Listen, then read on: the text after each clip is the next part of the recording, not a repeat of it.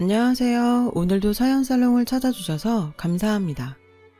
저는 50대 초반의 여성입니다. 늘 힘들기만 했던 제 인생에 5년 전 기적이 찾아왔던 이야기를 해보려고 해요. 저는 보육원에서 자라 늘 가족이 있는 사람들을 부러워했어요. 그래서 꼭 좋은 사람을 만나 가정을 이루는 게 꿈이었죠. 고등학교를 졸업하고 보육원을 나오면서 어느 작은 회사에 취직을 하게 됐어요. 공장에서 일을 하고 옆에 있는 기숙사에서 지낼 수 있는 곳이었어요. 열심히 돈을 모아서 혼자 자취할 날만 꿈꿨어요.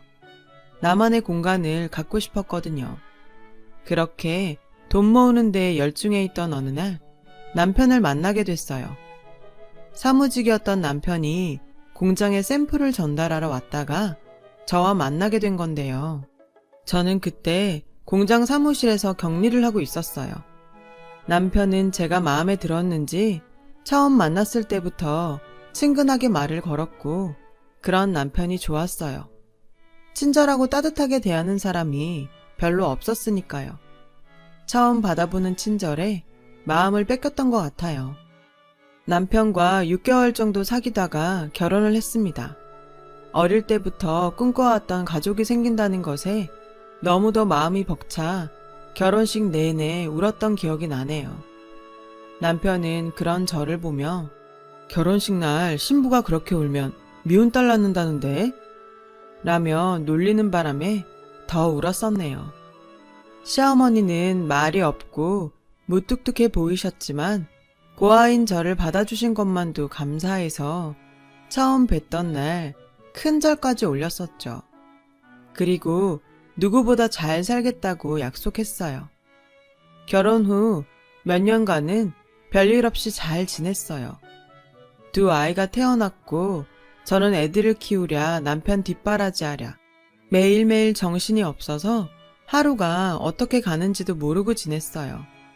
그때 시어머니 댁에 반찬과 김장김치도 제가 다 했는데 지금 생각하면 그 많은 일을 어떻게 다 했나 엄두가 나질 않네요. 그런데 남편이 조금씩 변해갔어요. 원래 성품이 나왔다고 하는 게 더 맞을 것 같아요. 언젠가부터 남편은 월급을 제대로 갖다 주지 않았는데 알고 보니 시어머니가 월급을 달라고 했다는 거였어요.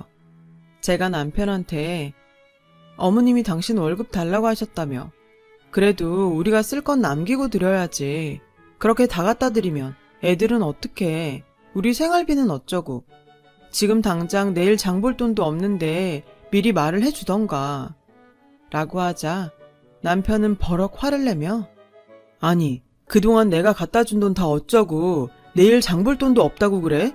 그렇게 돈을 물 쓰듯 낭비하니까 엄마가 돈을 달라고 하셨지. 당신 진짜 어쩌려고 돈 관리를 그따위로 하는 거야. 라는 거였어요. 저는 너무 황당하고 어이가 없어서 당신이 갖다 준 돈이 얼마나 된다고 그렇게 말해?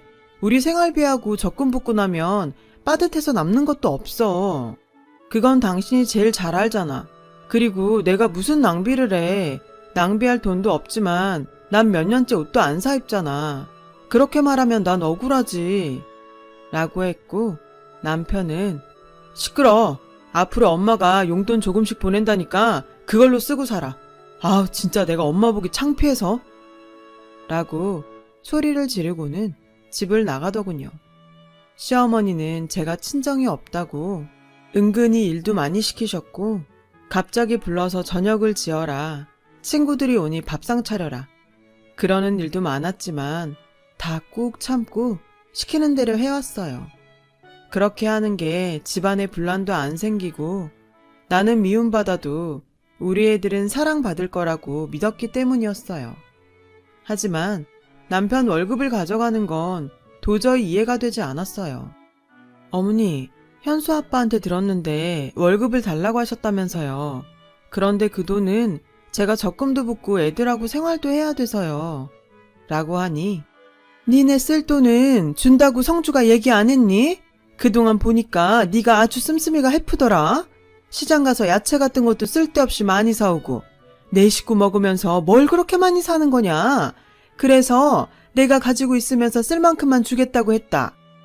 어머니, 제가 장을 많이 본 건 어머니가 저희 반찬을 많이 가져가셔서 넉넉히 만드느라고 그랬던 건데요.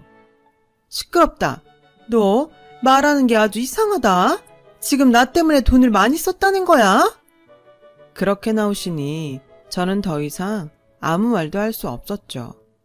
그때부터 저는 시어머니에게 매주 조금씩 돈을 탔어야 했는데 그 돈으로는 애들한테 들어가는 걸 써주기도 부족했어요. 남편한테 사정을 얘기하고 용돈을 좀 나눠달라고 했지만 남편은 코웃음만 치더군요. 내가 나가서 사람들 만날 때 돈 없어 절절 매야겠어? 사회생활하는 사람이 여유가 있어야지. 언제 무슨 일이 생길 줄 알고 막말로 갑자기 친구라도 만나면 내가 돈 한 푼 없이 가서 얻어먹기만 해야 돼? 다른 집 마누라들은 남편 자존심 세워준다는데 보고 자란 게 없어서 그런가? 라며 은근히 제가 고아라는 걸 비아냥거리더군요. 저는 너무 억울했지만 더 이상 아무 말도 하지 않았어요. 제 말이 통하지 않는다는 걸 몇 번의 경험을 통해서 알았으니까요. 저는 제가 할 수 있는 일들을 찾기 시작했고 집에서 할 수 있는 인형 눈 붙이기부터 밤가기 같은 일들을 했죠. 손도 많이 가고 힘이 드는 거에 비해 돈은 조금이었지만 그나마 집에서 애들을 보며 할 수 있는 일이었어요.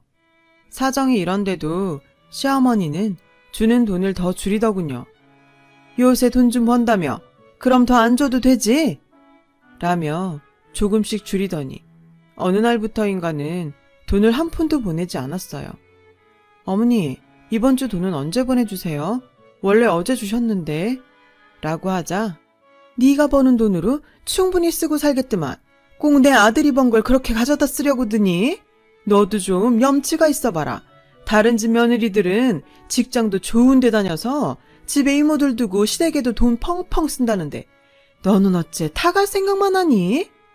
라며 오히려 핀잔을 하면서 내가 무슨 번듯한 사돈집이 있어서 어디다 자랑을 할 수 있기를 한가? 그렇다고 며느리 직업이 빵빵해서 덕을 볼 수 있기를 한가? 아휴, 정말 내 팔자야. 라고 들으라는 듯 신세한탄을 하시더군요. 저는 어머니한테 돈 만든 걸 포기해야 했어요. 그리고 애들을 어린이집에 두고 다닐 수 있는 일을 찾았고 보험 설계사를 시작하게 되었죠. 남편은 점점 집에도 잘 안 들어왔고 늦게 들어오는 날도 술에 취해 있을 때가 많았어요. 알고 보니 남편은 원래 도박에 빠져 있었더라고요. 그래서 한번 결혼을 했다가 한 달도 안 돼서 파혼을 했었다더군요. 나중에 공장에서 예전에 일하던 아줌마를 통해 듣게 됐죠. 하지만 저에게는 이미 남편 사이에 아들도 있었고 결혼 생활은 돌이킬 수 없는 노릇이었어요. 가족 없이 자란 저는 아이들도 그렇게 키우기 싫었어요. 그래서 그저 나만 참으면 된다는 마음으로 보험 일을 하면서 악착같이 아이들을 키웠어요. 다행히 아이들은 제 말이라면 자다가도 깨서 들을 만큼 착하게 잘 자라서 초등학교에서 공부도 곧잘 했어요. 그러던 어느 날 정말 저한테는 서러운 일이 터지고 말았죠. 저와 큰 아들 현수가 생일이 같아서 둘의 생일 기념으로 잡채를 만들고 아이들이 좋아하는 치킨을 만들어주려고 양념을 다 묻혀서 냉장고에 넣어두었는데 저녁에 집에 오니 아무것도 없는 게 아니겠어요. 딸아이 말로는 오후에 할머니가 와서 가져갔다는데 정말 기도 안 차더군요. 세상에 어느 할머니가 손주 생일날 선물은 못 줄 망정 생일 파티 음식을 가져가나요. 저는 우라통이 터져서 그 길로 시댁으로 쫓아갔어요. 어머니, 오늘 냉장고에 넣어둔 거요. 저랑 현수 생일이라서 만들어 놓은 거예요. 그걸 그냥 가져가시면 어떡해요. 그리고 제 생일은 그렇다 쳐도 어떻게 현수 생일인데 이러실 수가 있어요. 손자 생일인데요. 기억은 하셨어요? 라며 울분을 토하자 야, 이게 진짜 못 배웠다 못 배웠다? 이렇게 싸가지가 없어서야? 네가 지금 시애미한테 하는 태도가 이게 뭐냐? 뭐? 생일? 그래, 너 말 잘했다. 너는 내 생일이라고 언제 뭐 그렇게 특별한 거 해준 적 있니? 내가 네 아들 생일 기억 못한 것만 서운해. 네가 그렇게 손자 생일이 어쩌고 하니 기왕 말 나온 김에 나도 하자. 나는 어쩌다가 천혜구하를 며느리로 들이게 돼서 아주 어디 가서 쪽팔려서 말도 못 꺼내고 살았다. 그렇게 사람 창피 주고 네가 맨몸으로 와서 자식까지 낳고 살았으면 시애미한테 고마워서 뭐라도 하나라도 더 주려고 해야 인간 아니냐? 우리 성주 아니었으면 넌 아직 시집도 못 가고 공장에 처박혀 있었어. 네 인생 피게 해줬으면 매일 감사하다고 해도 부족할 일 아니니? 처음에 만났을 땐 큰절을 하고 부산을 떨더니 내가 돈 좀 관리하고 집에 저녁 반찬거리 좀 가져왔다고 이렇게 쫓아와서 사람을 못 살게 구고 시건방을 떨어? 너 그냥 나가. 나도 너 더는 못 봐주겠어. 계속 이럴 거면 너 혼자 나가. 없어지라고. 저는 애들을 두고 나가라는 말에 시어머니가 저한테 퍼부은 막말은 그저 다 흘려듣고는 집으로 얼른 오기 바빴네요. 남편은 여지없이 집에 들어오지 않았고 새벽 동틀 무렵 제가 출근을 하려고 일어날 때야 술에 취해 들어와서 씻지도 않고 잠이 들었어요. 정말 모든 걸 놔버리고 도망가 버릴까 하는 생각이 굴뚝 같았죠. 하지만 애들한테 부모 없는 삶을 물려주고 싶지 않아 참았어요. 그러던 어느 날 저는 보험 계약을 하는 분과 이야기를 하다가 경찰에 가족 찾기라는 프로그램이 있어서 거기에 DNA를 등록하면 가족을 찾아준다는 말을 듣고는 경찰서를 찾아가 DNA 등록을 하게 됐어요. 혹시라도 만에 하나 내 가족 중에 누군가가 있을지 모른다는 희망을 갖고 말이죠. 그만큼 시어머니와 남편이 제게 주는 서름은 너무도 컸습니다. 하지만 시간이 지나도 연락은 오지 않았고 저도 처음에는 궁금해서 몇 번 경찰서도 찾아가 보고 먼저 연락도 해보았지만 아무 성과가 없자 그냥 포기를 하고 살게 되더군요. 그리고 몇 년 후 남편은 회사에서 정리해고를 당했어요. 전화로 딸아이에게 아빠가 정리해고 됐다며 집에 있다는 이야기를 듣고 서둘러서 들어가 보니 시어머니가 계시더군요. 저는 얼른 애들을 학원에 보냈어요. 시어머니나 남편이나 표정이 심상치 않았으니까요. 아니나 다를까 시어머니는 이제 매달 성주가 주던 월급은 네가 줘야겠다. 네가 요새는 애들 아빠보다 잘 번다는 것 같던데 난 그냥 성주가 주던 만큼만 줘도 된다. 라고 당당하게 요구하더군요. 어머니, 저는 지금 이 돈 못 드려요. 애들 학원비도 많이 나가고 앞으로 대학 보내려면 지금보다 돈도 더 필요해요. 안 그래도 요즘은 보험 계약하는 사람들이 줄어서 많이 어려워요. 그리고 저 그렇게 많이 버는 거 아니에요. 라고 하자 옆에 있던 남편이 너는 아무것도 없이 와서 이만큼 살아놓고도 네 거 챙기겠다고 이러냐? 네가 감히 우리 엄마한테 따박따박 말대답을 해? 네가 항상 이런 식으로 엄마를 대했구나?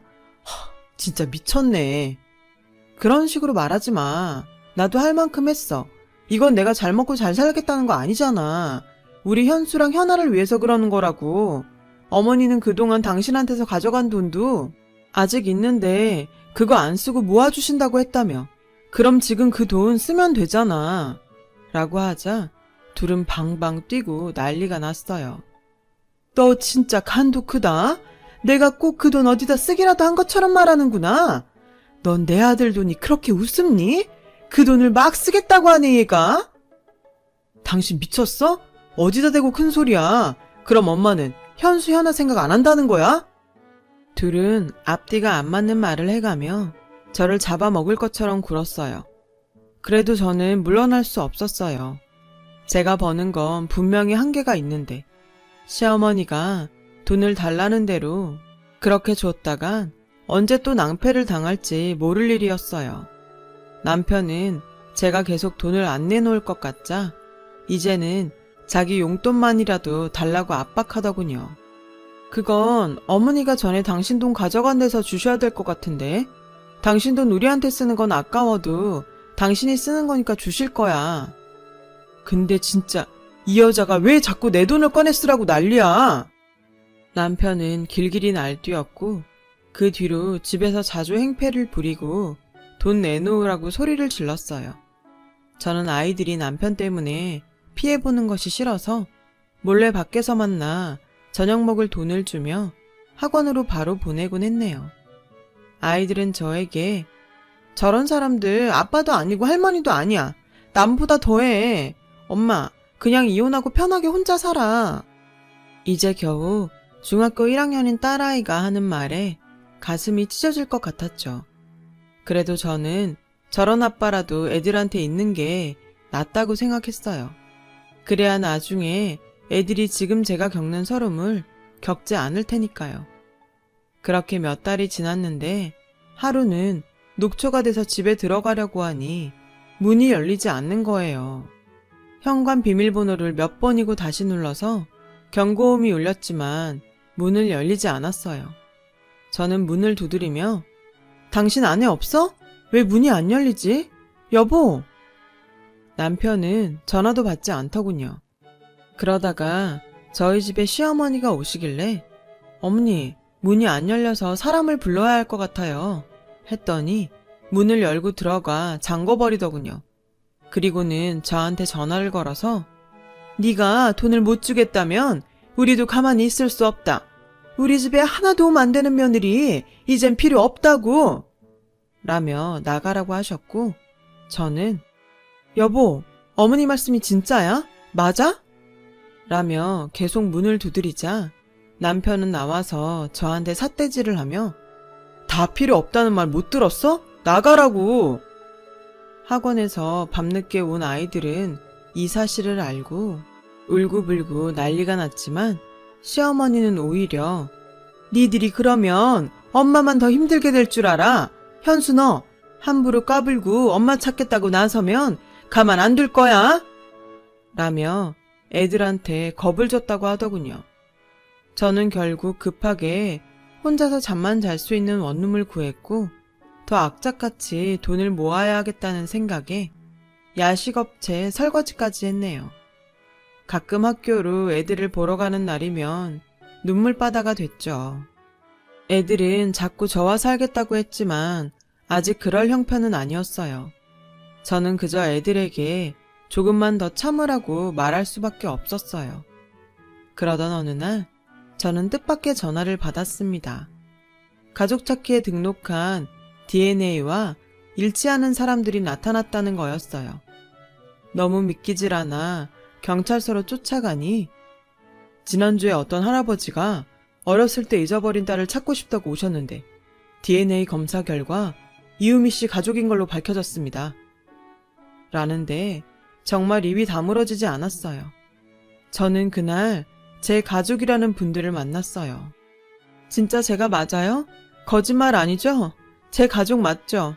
정말이죠? 제가 몇 번이고 얘기하자 그분들은 저를 껴안으며 펑펑 우셨어요. 알고 보니 제가 3살 되던 해에 할머니가 어떤 무당한테 제가 집에 있으면 가세가 기운다는 말을 듣고 가족들 몰래 저를 보육원에 버리셨다는 거예요. 할머니는 저를 잃어버렸다고 거짓말하셨다가 돌아가시기 직전 사실대로 말씀하셨다고 하네요. 그러다가 제 어머니가 중병에 걸려서 돌아가시기 전 저를 꼭 보고 싶다고 하셔서 혹시나 하는 마음에 저를 찾게 되었다고요. 저만큼이나 가족들도 힘든 세월을 보냈겠구나 생각하니 눈물이 앞을 가렸어요. 그리고 제 이름은 이유미가 아닌 박혜선이라는 것도 알게 됐습니다. 저는 가족들에게 이끌려 어머니를 보러 병원으로 갔어요.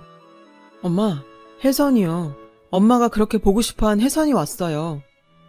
오빠가 하는 말에 코에 호스를 꽂고 계시던 엄마는 애써 눈을 뜨시곤 앙상한 손을 뻗어 제 손을 잡으셨어요. 엄마, 엄마. 저는 다른 말이 나오지 않아서 그저 엄마라고만 하며 울었네요. 어머니는 병원에서 제 손을 잡아보시고는 며칠 뒤 세상을 떠나셨어요. 만나자마자 이별한 어머니지만 저는 어머니를 만난 게 너무 감사하기만 했죠. 아버지는 대기업에서 임원으로 계시다가 은퇴하셨고, 오빠 부부는 대학 교수이고, 남동생은 치과 의사였어요. 갑자기 생긴 제 가족들은 다들 너무 근사해 기가 죽더군요. 혜선아, 널 부끄럽게 생각하면 안 된다. 넌 네가 있던 환경에서 최선을 다해 살았고 그래서 우리를 다시 만났잖니. 나는 우리 딸이 아주 자랑스럽다. 라는 아버지 말에 눈시울이 붉어졌어요. 정말 내 아버지라서 이렇게 내 마음을 알아주나 싶은 생각도 들었죠. 아버지는 엄마와 단 둘이 살고 계셨는데 엄마를 보내고 혼자가 되셨으니 당분간 저와 같이 살고 싶다고 하셨어요. 저는 그게 너무 좋기도 했지만 애들이 걸렸어요. 그래서 일단 제 사정을 오빠한테 얘기했어요. 아버지한테 말하면 충격받으실까봐 걱정이 됐거든요. 오빠는 아버지한테 말해도 괜찮을 거라면서 같이 잘 말씀드리자고 했고, 제 처지를 들은 아버지는 화가 나셔서 그 자리에서 일어나 당장 아이들을 데리러 가자고 하셨어요. 저는 남동생이 운전하는 차를 타고 아버지는 오빠가 운전하는 차를 타고 그렇게 시댁 앞에 검은 세단차 2대를 몰고 갔어요. 제가 배를 누르자 시어머니는 저인 걸 확인하시고 막말부터 퍼부으셨어요. 네가 무슨 낯짝으로 여기까지 왔냐? 이제 돈 좀 내놓을 생각이 들어? 그러자 아버지가 큰 소리로 저희 손주들 데리러 왔습니다. 라고 하셨고 그 말에 시어머니와 남편이 어리둥절해서 나오더군요. 남편은 저와 제 식구들을 위아래로 훑고는 어디서 등골 빼먹을 영감이라도 구했어? 그래서 이렇게 와서 큰 소리 치는 거야? 내 자식들 그런 구질구질한 돈으로 키우게는 못하지. 라며 빈정대자 오빠가 진짜 생각하는 수준 하고는 저분이 제 아버지세요. 우리가 혜선이 가족입니다. 라며 저를 가리키자 남편과 시어머니는 어리둥절 하더군요. 오빠와 남동생이 우리 애들 옷가지와 책들을 챙기는 동안 저는 시어머니와 남편에게 제 가족을 찾은 얘기를 했죠. 제 얘기를 들은 2사람은 얼굴이 하얗게 질려서 아버지를 보다가 점점 고개를 숙이더군요.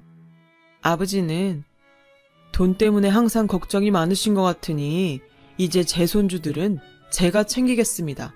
그동안 제 딸한테 하신 것에 대해서는 차차 어떻게 할지 변호사와 상의할 거고요. 라고 하셨고 변호사 소리를 들은 시어머니와 남편은 표정이 구겨졌어요. 오빠와 남동생이 애들 짐을 다 챙겨 나오자 시어머니는 다급하게 저를 붙잡고 예, 우리 얘기 좀 하자. 그래도 너 갈 데 없을 때 우리가 받아줘서 여태까지 살았잖아. 아버님 오해 안 하시게 말씀 좀 잘 드리고 하는데 오빠가 시어머니 손을 탁 치며 남의 동생 함부로 잡지 마시죠. 그리고 받아줘요. 어디서 그런 말씀을 하시죠? 제 동생이 결혼을 했지 이 집에 일하러 들어온 일꾼입니까?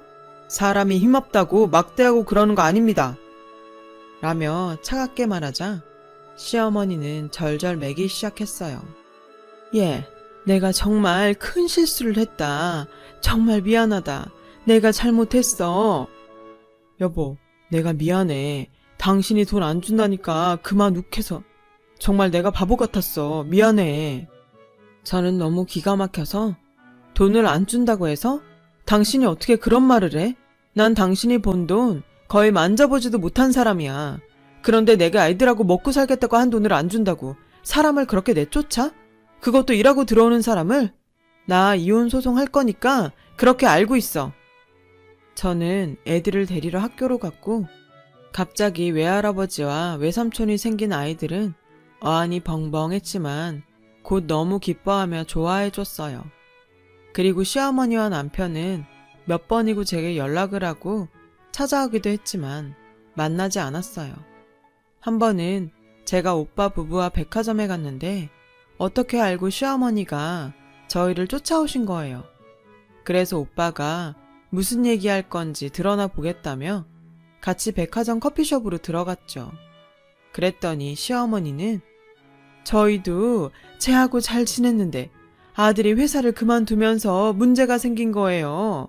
용돈을 안 주겠다고 하니 불화가 좀 있었고, 저도 남들 다 받는 폐물이니 예단 못 받고 며느리 맞았는데 제 입장은 생각 안 하시고 무조건 안 좋게 보시니 억울하네요. 라며 눈물을 찍어내는 거였어요.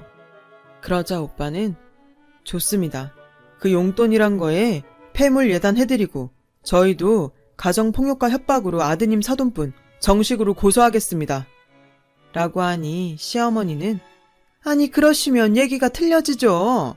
라며 언성을 높이려는데 오빠는 다 들리게 큰 소리로 지금 혜선이 이혼 변호사 만나고 있는데 애들 증언이 굉장하더군요. 하루가 멀다 하고 술 마시고 도박하고 집에 안 들어오는 아버지에 집에 있는 애들 간식까지 쓸어가고 돈 한 푼 안 보태면서 엄마를 부려먹는 할머니. 이 정도면 이혼 사유로 차고 넘친답니다. 그리고 집 현관 번호까지 바꾸고 못 들어오게 해서 1년 가까이 밖에서 살게 했죠.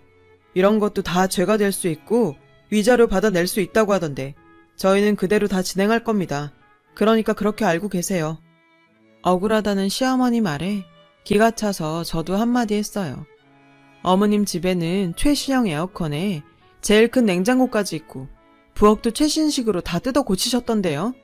우리 애들 낡은 에어컨 안 돌아가서 더워서 힘들어할 때 언제 한번 들여다보기라도 하셨어요? 어떻게 이렇게 뻔뻔하세요?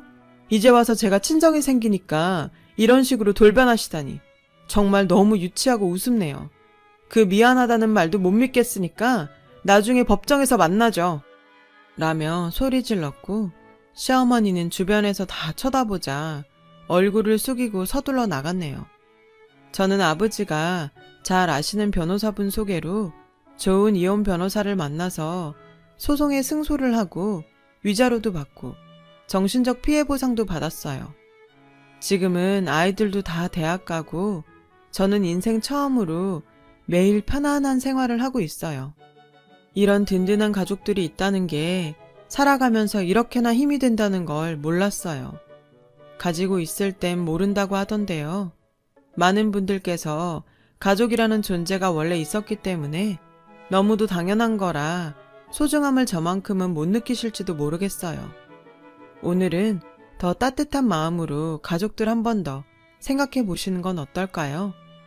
저 같은 사람도 웃을 날이 오니 사연 들으시는 분들에게도 좋은 일들 생기셨으면 좋겠다는 마음으로 이 이야기를 하게 됐습니다.